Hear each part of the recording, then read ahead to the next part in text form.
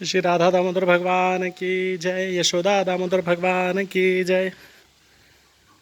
तो आज हम लोग बहुत ही विशेष स्थान पर आए हैं और ये बहुत ही प्राचीन चिन्ह हैं इस स्थान के।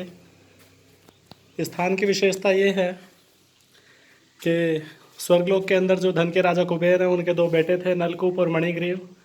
तो वो दोनों के दोनों जो है वहाँ पर अप्सराओं के साथ में जल क्रीड़ा कर रहे थे। तो जैसे ही नारद जी का वहाँ पर आगमन हुआ तो नारद जी आए और उन्होंने तो जो अप्सराएं थी उन्होंने अपने शरीर को ढक लिया, लेकिन जो धन के राजा कुबेर थे, कुबेर के जो बेटे थे नलकूप और मणिग्रीव, जिनके आप दर्शन कर रहे हैं, इन दोनों ने अपने तन को ढका नहीं। तो इन्होंने जो है वरुणी वहाँ पर पी करके और ये जल क्रीड़ा कर रहे थे। तो नारद जी ने कहा कि तुम्हें बिल्कुल भी यहाँ की मर्यादाओं का वो नहीं है, नॉलेज नहीं है, तो तुम यहाँ रहने लायक नहीं हो। तुम एक काम करो, जाओ मृत्यु लोक में जाओ।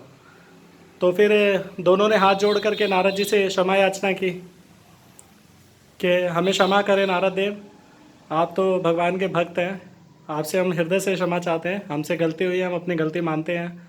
तो नारद जी ने देखा है कि जब दोनों के दोनों जो नलकूप और मणिग्रीव, ये दोनों के दोनों देवता अपनी गलती स्वीकार कर रहे हैं, तो नारद जी ने कहा देखो मेरा श्राप तो टल नहीं सकता, तुम्हें मृत्यु लोक में जाना ही पड़ेगा, लेकिन मैं तुम्हें एक वरदान देता हूँ कि तुम नंद बाबा के आंगन में जा कर के वृक्ष बन जाओगे।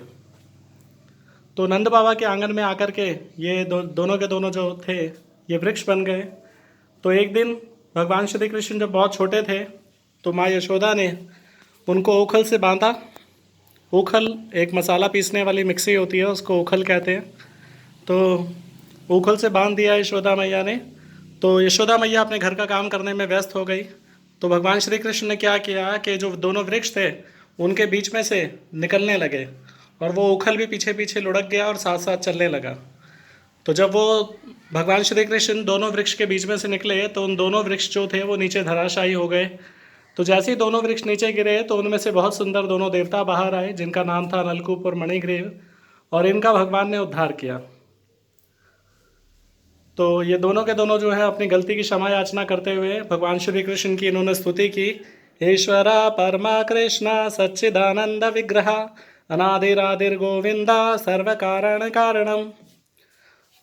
तो यहाँ पर जो है भक्तों का ऐसा मानना है कि ये 5000 साल पुराने चिन्ह हैं और ये वही आंगन है गोकुल का जहाँ पर नंद बाबा यशोदा मैया के साथ भगवान श्री कृष्ण के साथ इस आंगन में रहते थे। और इसी प्रांगण के अंदर धन के राजा कुबेर, उनके दोनों पुत्र जो थे वो नारद जी के श्राप के कारण यहाँ पर उन्होंने बड़े बड़े वृक्षों का रूप धारण किया। तो आज हमारा सौभाग्य है कि हम इस परम पवित्र स्थान पर आए हैं और सभी से प्रार्थना करते हैं कि इस प्रकार आगे भी तीर्थ स्थानों की यात्रा करने के लिए, मानसिक यात्रा करने के लिए और प्रत्यक्ष यात्रा करने के लिए आप लोग इस चैनल को सब्सक्राइब कर सकते हैं, बेल आइकन को दबा सकते हैं ताकि आगे आने वाले नोटिफिकेशन आपको मिले। क्योंकि हमारा उद्देश्य यही है कि जो लोग घर से बाहर नहीं जा पा रहे हैं किसी भी कारणवश, तो घर बैठे इन पवित्र तीर्थ स्थानों के दर्शन करके अपनी चेतना को शुद्ध कर सके। तो यहीं पास में जो है कुछ दूरी पर जो है यमुना जी भी यहाँ बहती हैं। अभी हमने वहाँ जा कर के यमुना स्नान किया था। तो इस स्थान को कहते हैं ओखल लीला और ये गोकुल क्षेत्र में पड़ता है। आज हमारा सौभाग्य है कि आज हम लोग इस पावन पवित्र स्थान में आए हैं। तो ये प्राचीन काल में आज से 5000 साल पहले नंद महाराज का आंगन था, उनके घर का आंगन था।